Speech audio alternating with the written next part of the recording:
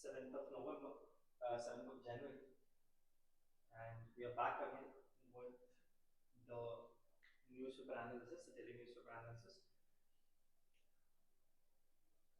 Because of some technical reasons, technical glitches, we could not upload the CNA of 2nd and 3rd January, but that has been re-recorded and re-uploaded now. So you kindly go and check the important articles of that day. Today, the 5 important articles that we are going to discuss as our matter of discipline. The first one is the subject of the use of force. पिछले कुछ दिनों में आपने देखा होगा कि US ने Venezuela में जाके प्रेसिडेंट को उठा लिया। कुछ जगह पे आपने ये देखा होगा कि कहीं फ्रांस ने मिडिल ईस्ट में अटैक करके कुछ एयर अटैक करके कुछ बंकर्स एलिमिनेट किए। ये आपने देखा होगा कि यूके जाके इंटरवीन करके कुछ बंकर्स तोड़ कर आ रहा है।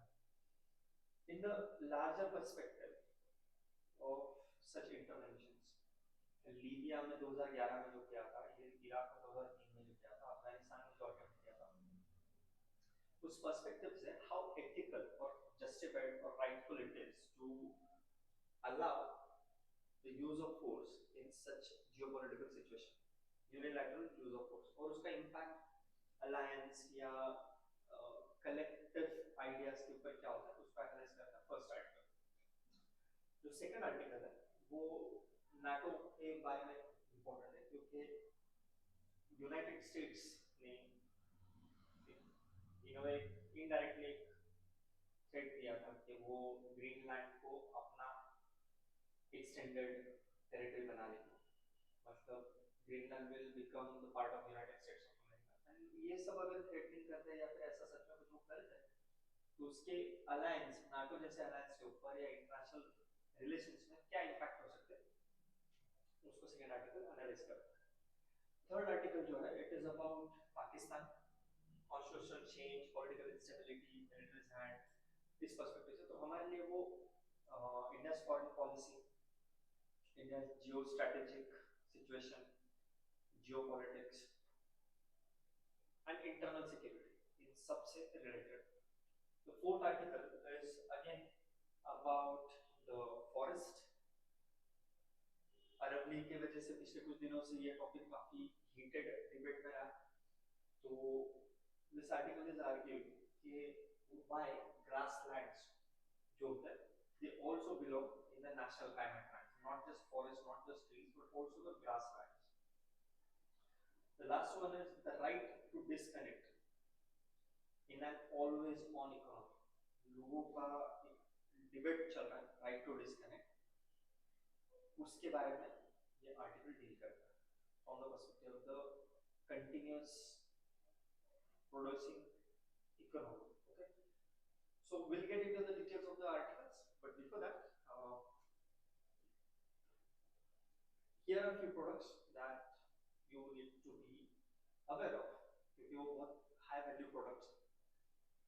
First one is the GS formulation batch.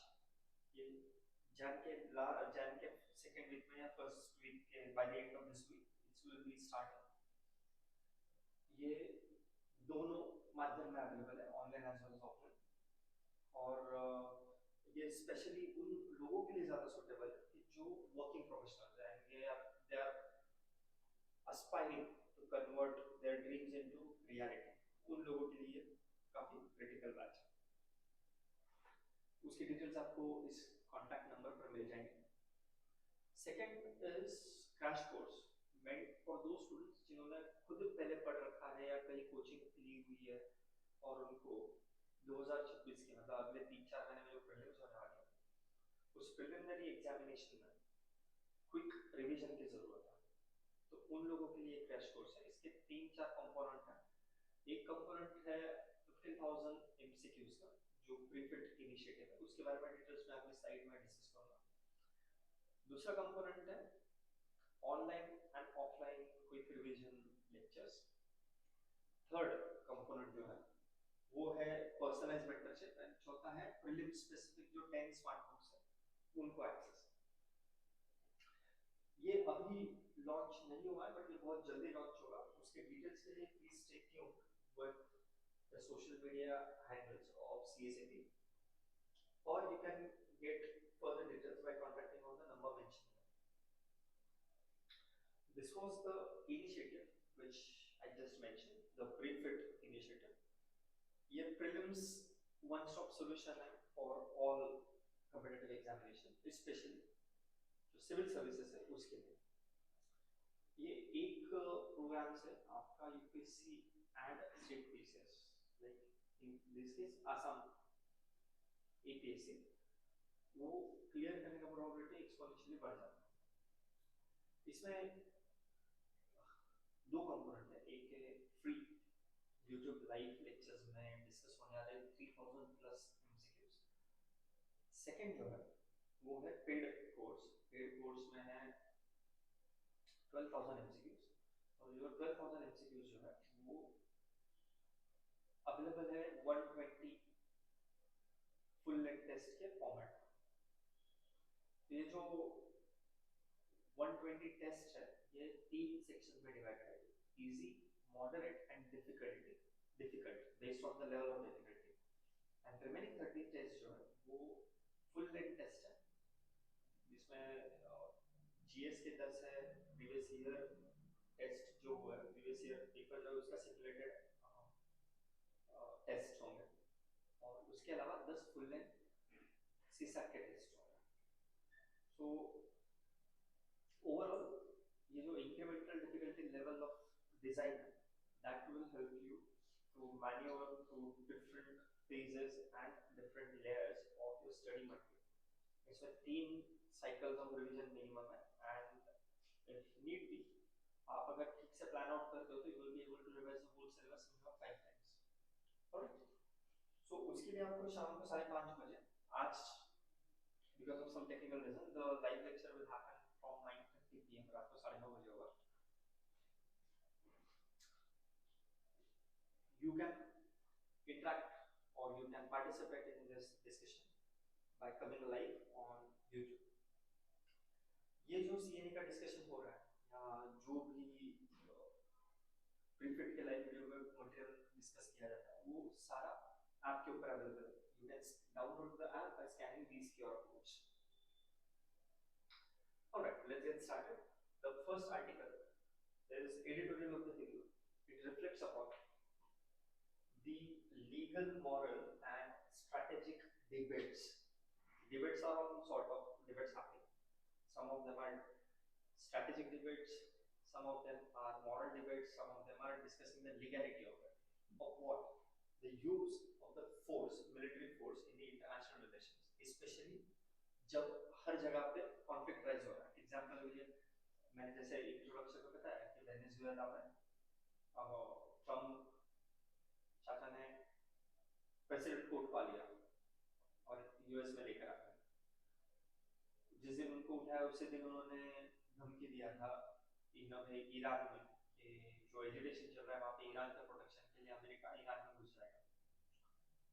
तो ये जो तरीका है इंटरनेशनल रिलेशन में फोर्स को यूज करने का वो कितना जायज है, इसको ये एडिटोरियल डिस्कस कर रहा है.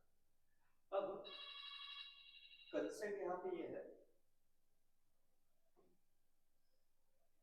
कंसेंट यहाँ पर ये है, जो जो आर्टिकल है like we have been discussing before as well, हम सिर्फ एग्जाम के पर्सपेक्टिव से देखेंगे, जो भी अननेसेसरी इंफॉर्मेशन है उसको डिस्कार्ड कर देंगे, and will make sure every article has maximum 5 pointers जो एग्जाम रिलेटेड इंपॉर्टेंट.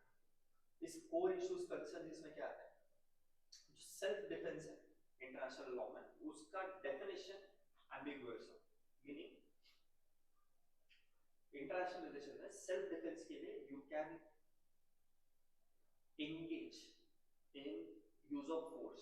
लेकिन सेल्फ डिफेंस का मतलब क्या है कि लेट्स से कि पाकिस्तान ने टेररिस्ट अटैक किया और उसके अगेंस्ट इंडिया ने सेल्फ डिफेंस के लिए फोर्स को डिप्लॉय किया, तो ये सेल्फ डिफेंस का समझ सकते हैं डेफिनेशन. लेकिन कल सपोज ऐसा करिए कि इंडिया में किसी वजह से एजिटेशन चल रहा है, किसी रिजर्वेशन की वजह से कोई एजिटेशन चल रहा है, और उसके लिए यूएस ने इंडिया में मिलिट्री फोर्स भेज दी, बोले ये कह करके हम सेल्फ डिफेंस पर करें. अब इंडिया में जो रिजर्वेशन के लिए एजिटेशन चल रहा है उसमें यूएस को क्या करेगा, बट ये clear definition of self defense है, that gives the opportunity to exploit this clause. Second is the tension that has risen because of the use of military, is the tension between the idea of state sovereignty and the humanitarian intervention. कब तक आप humanitarianism के facade को carry करके you will keep interfering in the internal matter of the other sovereign nation. That's a huge political debate. Third is जब ऐसा कोई unilateral action ले लेता है तो जो मल्टीलैटरल अलायंसेस है उसका क्या मीनिंग रह जाता है? यूएसए का मन क्या उसने कर दिया, तो नाटो का क्या मतलब रह गया? मल्टीलैटरल अलायंस या फिर यूनाइटेड नेशन का क्या मतलब रह गया? यूनाइटेड नेशन बना ही क्यों? United nation security council, UNSC, UNGA, United nation general assembly, इनका रहने का कोई मतलब ही नहीं बनता है अगर कोई भी कंट्री यूनिलैटरली ऐसी चीजें करने लग जाए। ये केस जो है वो सिर्फ यूएसए के बारे में नहीं है, ये रशिया यूक्रेन के केस में भी है। ये unilateral use of force, how is it justified and how much can you justify? Fourth issue और कोर कंसर्न इज जो मैकेनिज्म है इंटरनेशनल लॉ को एनफोर्स करने का, वो बहुत वीक है। यूएनएससी ने, यूएनजीए ने कुछ बोल भी दिया, उसको डिप्लॉय करने के लिए, उसको इंप्लीमेंट करने के लिए किसी एक कंट्री के ऊपर तो रिलाय करना पड़ता है।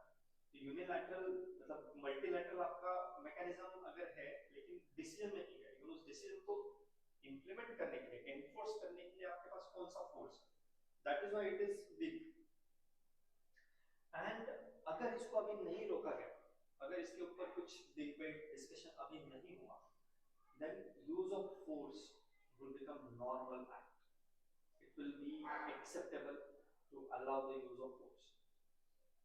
आप आज से 20 साल बाद 30 साल बाद इमेजिन करिए तो will it be advisable कि किसी भी वजह से use of military force को नॉर्मल कर दें? Extraordinary situation नहीं होना चाहिए, right? Great. Now let's move forward. Here is the MCQ. I would request you to pause the video and try and attempt this MCQ. Under the international law, the use of force by state is generally prohibited except, generally इसको मना किया गया लेकिन एक इस condition में allowed होता है। वो कंडीशन क्या है? It is supported by public opinion. B, it serves the humanitarian objectives unilaterally. It is in self-defense or authorized by the UN Security Council. Or D, it is undertaken by the powerful state. Correct answer is C.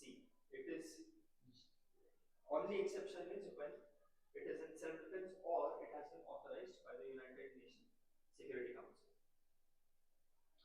ये document जो है, ये जो PDF जो है, ये CCP के app के ऊपर अवेलेबल है।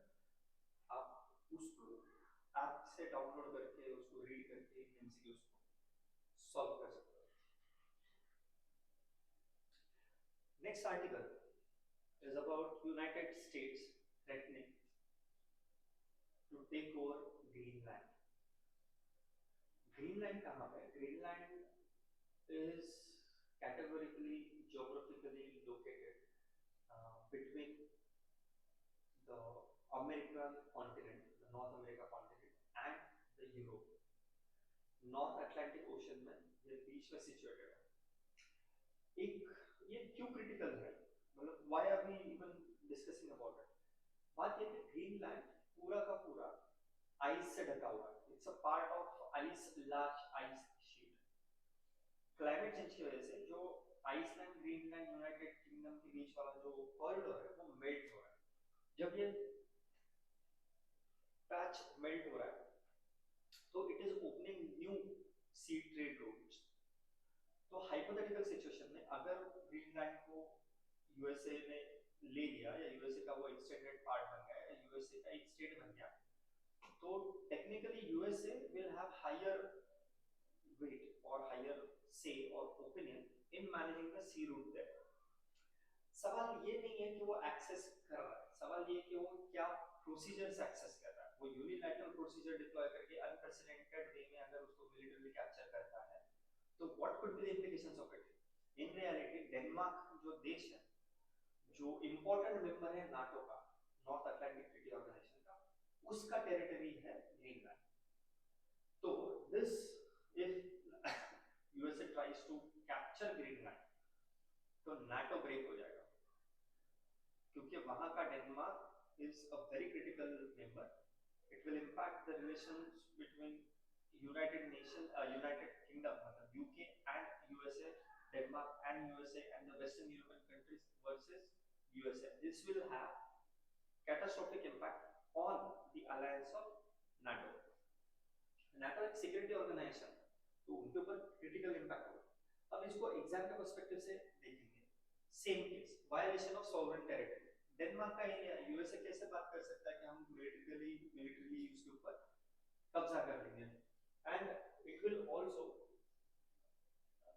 terminate the international norms, international law, international precedent, इसको टर्मिनेट कर देगा और विद इन फ्रेंडली कंट्रीज ये टेंशन बिल्डअप कर देगा. Second, this whole act will undermine the alliance trust. NATO countries एक दूसरे के ऊपर भरोसा करते हैं, एक दूसरे के साथ खड़े होते हैं. ये नाटो ट्रस्ट को ये अलायंस अंडरमाइन करेगा, नाटो के अलायंस को ये अंडरमाइन करेगा ऐसा एक्शन. और नाटो के बीच में जो कंट्रीज एक साथ खड़े हैं उनके इंटीग्रेशन के ऊपर, उनके एकता के ऊपर क्वेश्चन रेज करेगा. This will eventually lead to strategic militarization of the Arctic region. Arctic region में ऑलरेडी कुछ जगह पर यूएसए ने अपने forward base, weapon, ballistic missiles के बेसिस बना दिया. अगर ग्रीनलैंड को उन्होंने टेक ओवर कर लिया तो आर्कटिक रीजन को भी मिलिटराइज कर देगा USA. And this will add to the further tension, further climate change issues, and instead of focusing on environmental protection, they would start indulging into the rat race, especially in terms of mass production of the weapons. Heated region बन जाएगा security perspective से. और ये ऐसा अगर कुछ होगा तो ये तो एक प्रेसिडेंट सेट कर रहा है ना कि जो ग्रेट पावर जो है वो टेरिटोरियल क्लेम्स को कैसे मैनेज करेंगे. अगर इस तरीके से अगर एक बार यूएस ने ग्रीनलैंड ले लिया तो फिर चाइना के पास पूरा अथॉरिटी रहेगा कि वो इधर भी जाके फिलीपाइंस का कुछ ले लेगा. फिर अगर ग्रीनलैंड ले लिया तो किस बेसिस पे नाटो रशिया के अगेंस्ट फाइट करेगा. रशिया भी तो वही कर रहा है जो यूएसए कर रहा है, क्राइमिया मतलब यूक्रेन के साथ फाइट करके, राइट. तो and this will also eventually lead जो मल्टीलैटरल बॉडीज है, जैसे हम प्रीवियस आर्टिकल में देख रहे थे United Nations security council, United Nations general assembly, ऐसे जो मल्टीलैटरल ऑर्गेनाइजेशंस है उनके डिसीजन मेकिंग के ऊपर, उनकी कैपेबिलिटी के ऊपर क्वेश्चन रेज करेंगे. So I would request you to pause the video and attempt this MCQ. I will read it out for you. Why would a unilateral takeover of Greenland by the US fundamentally challenges the NATO? First, A, it would weaken the Arctic trade routes.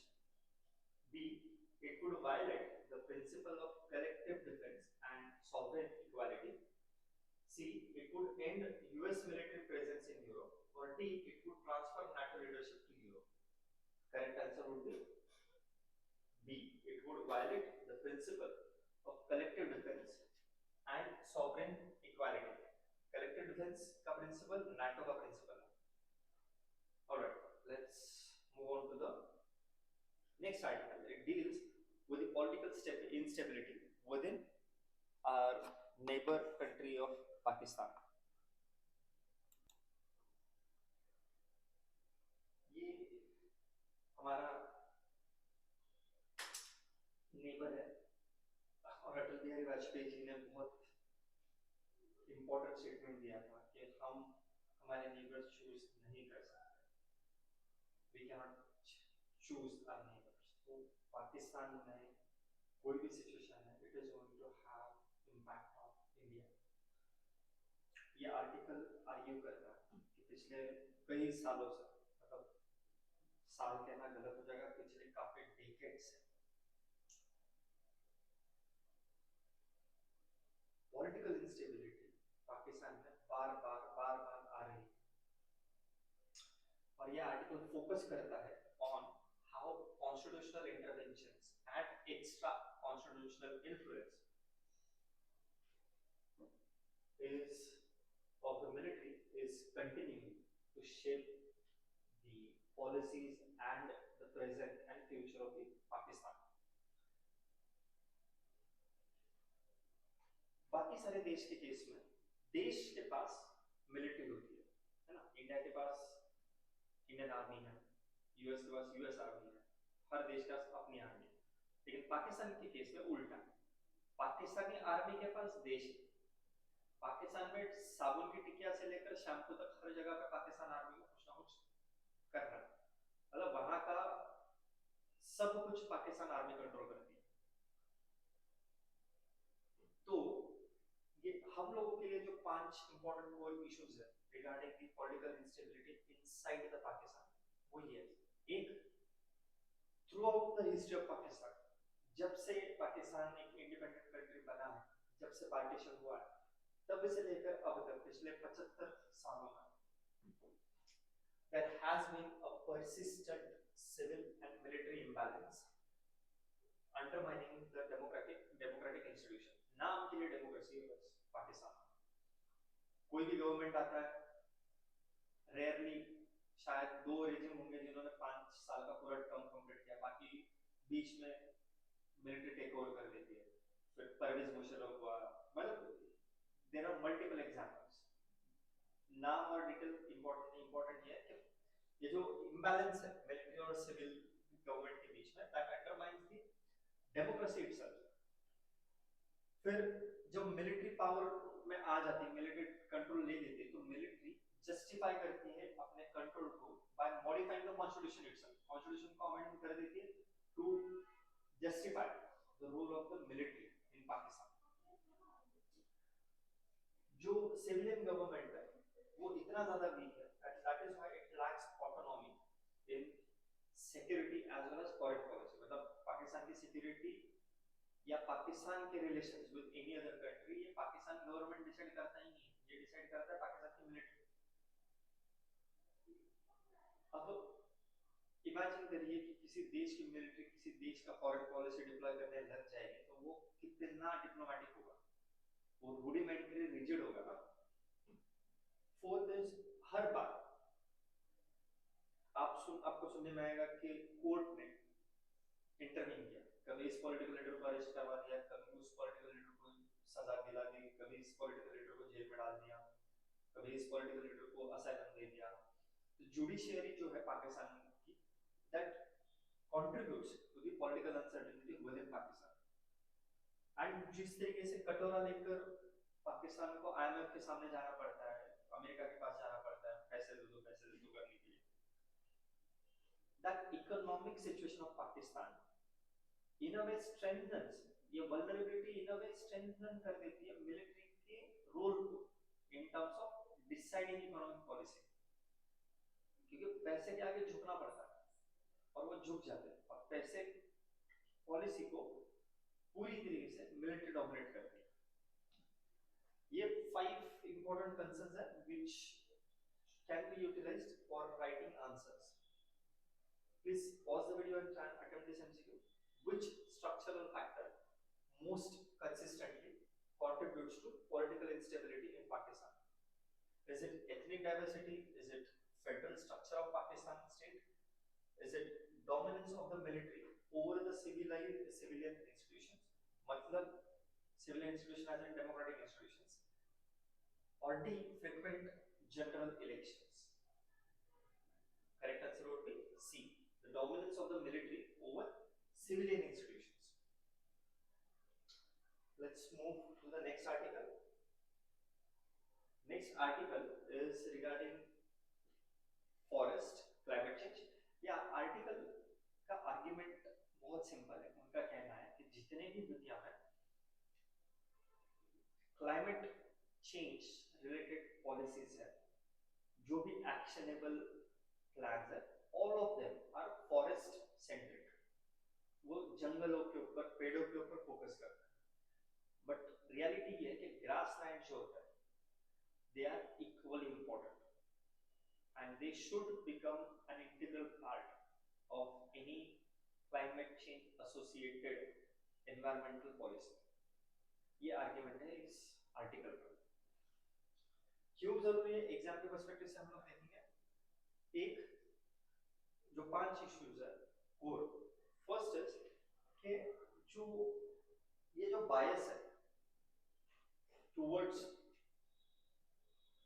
Tree cover and afforestation वो गलत है। मतलब climate change cannot be equated only with the tree cover और the forest cover. Yes they are important, but सिर्फ tree cover से कैसे करोगे, क्योंकि ट्री कवर में ग्रासेस काउंट नहीं होते और grasses equally play important role in climate plans.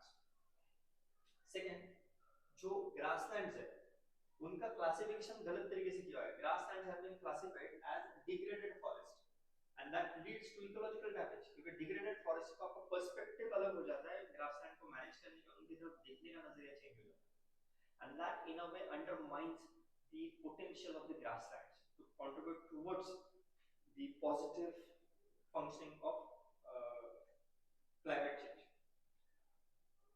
Next, loss of biodiversity, which is adapted to the open ecosystem. Grassland में open ecosystem होती है, उसमें जो biodiversity ने adapt किया है वो loss हो जाती है. Next, reduced carbon sequestration efficiency when grasslands are afforested. That is very interesting point. See, grassland are better carbon sequestration better कर पाते हैं क्योंकि उनका लाइफ स्पैन कम होता है ना। मतलब वहां पे अगर आप एफॉरेस्टेशन करते हो तो it takes 30-40 years for one tree to grow. वही उतने एरिया में जो ग्रास है वो हर साल नया रिजुवेनेट होता है, हर साल कार्बन कैप्चर करता है। मतलब हर साल में कम से कम 2 साइकिल ग्रास के आ जाते हैं, तो आप समझिए कि 30 से 50 साइकिल्स ऑफ डिफरेंट ग्रासेस ने ज्यादा कार्बन सिक्वेस्ट्रेट किया ना। स्पेशली जो ग्रास लैंड है वहां पे अगर आप एफॉरेस्टेशन करते हो तो कार्बन सिक्वेस्ट्रेशन का पोटेंशियल थोड़ा कम हो जाता है in terms of efficiency per capita. And next is जो इंस्टीट्यूशनल रिकॉग्निशन है, इंस्टीट्यूशन ने जो रिकॉग्नाइज करना जरूरी है, लीगल टर्म्स पे इंस्टीट्यूशनल बेस में रिकॉग्नाइज करना जो जरूरी है regarding the role of grasslands, वो बहुत ही ज्यादा वीक है, specially when you think about land use planning, land use policy and environmental conservation. ठीक है, so next will be the MCQ. I would request you to pause the video and attempt the MCQ. Why can indiscriminate afforestation in grassland ecosystem can be counterproductive? First, grassland store less carbon than forest. Grassland species require dense tree cover. Tree planting can disrupt the native biodiversity and carbon dynamics. Or D, grasslands are unsuitable for climate mitigation. The correct answer is C. Now we have reached the final article of the day. This article is very important, especially post COVID के बाद में जितना work from home culture develop हुआ है, जितना online work develop हुआ है, जितना ज्यादा टेक्नोलॉजी ने इंक्लूड किया है हमारे लाइफ में, उसके वजह से वर्क लाइफ बैलेंस थोड़ा सा हिल गया है। पहले जब आप ऑफिस जाते थे, ऑफिस आवर्स जब खत्म हो जाता, ऑफिस बंद हो जाता था, आपका 6 बजे ऑफिस खत्म हुआ, उसके बाद में आप अपनी जिंदगी जी सकते थे। आपका काम शुरू होता तो दूसरे दिन जब ऑफिस खुलेगा तब। लेकिन because of the excess use of technology, excessive use of interconnectivity, ये जो लाइन है between work hours and personal hours के बीच का लाइन जो है वो ब्लर हो गया है, वो मतलब वो धुंधला सा हो गया, कोई क्लियर डिमार्केशन नहीं बचा। तो ऐसे सिचुएशन में एक नया डिबेट उठ कर आ रहा है कि राइट टू डिस्कनेक्ट ये होना चाहिए या नहीं होना चाहिए। कोर इश्यूज और कंसर्न इसमें क्या है? एक जो वर्क आवर्स का एक्सटेंशन हुआ, एक्सटेंडेड वर्क आवर्स जो है, दैट मतलब पहले अगर आप 8 घंटे ऑफिस में काम करते थे तो आप 8 घंटे ऑफिस में भी काम करो, उसके अलावा 2-3 घंटे एक्स्ट्रा घर पे भी काम करो। क्यों? क्योंकि टेक्नोलॉजी ने एक्सेस बढ़ा दिया, because of this constant digital connectivity, आपको एक तो व्हाट्सएप से कनेक्टेड हो, नहीं तो फिर ईमेल से कनेक्टेड हो, अगर ईमेल से कनेक्टेड नहीं हो तो फोन से कनेक्टेड हो, by some or the other mechanism you are connected with the office dynamics. So extended work hours due to constant digital connectivity. दूसरा, ये जो वर्क लाइफ बैलेंस जो है वो अगर हिल जाता है तो it leads to the burnout mechanism, it leads to the mental stress and eventually it leads to impacting the efficiency during normal working hours. Third, जो डिजिटल डोमेन है उस डिजिटल डोमेन में क्लियर कट लेबर लॉज या clear cut norms जो है वो available नहीं है.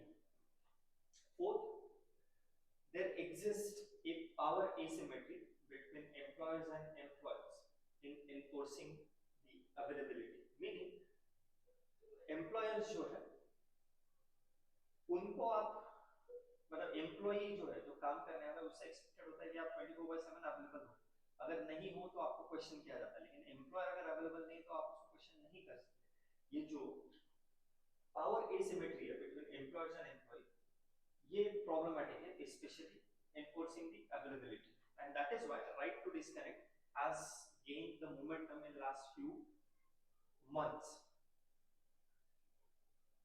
The last area of concern is अगर मतलब फॉर्मेलिटी के लिए आपको फ्लेक्सिबिलिटी मिल जाती है, लेकिन इनफॉर्मली अलग अलग तरीके से फोर्स किया जाता है, अलग अलग तरीके से फोर्स किया जाता है to make you available throughout the time. ठीक है, सो ये कोर इश्यूज है, ये आपको एथिक्स के पेपर में स्पेशली कॉर्पोरेट गवर्नेंस के कंटेक्स्ट में ये इसके ऊपर क्वेश्चन आपका फ्रेम हो सकता है. Please pause the video and attempt this MCQ.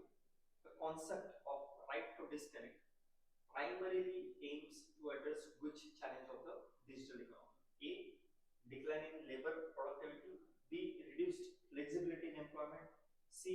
Blurring of boundaries between work and personal life. And D. Rising unemployment due to automation. The correct answer would be C. Blurring of boundaries between work and personal life. Alright. So thank you for joining in. ये smart books है, one stop solution. अब ये SMS medium में भी available है, आप उनको access कर सकते हो by contacting on the number mention here. I would strongly recommend you कि आप सीएसएपी के प्रीफिट इनिशिएटिव के साथ जुड़िए. यूट्यूब पे लाइव डिस्कशन होता है और उसका पेड कोर्स जो है उसको भी आप परचेस करिए. इफेक्टिवली दोनों मिलाकर आपको बहुत हेल्प करेंगे, हाइपर प्रोडक्टिविटी जनरेट होगा, हाइपर एफिशिएंसी जनरेट करेगा. So stay tuned, see you in YouTube live at 5:30 p.m.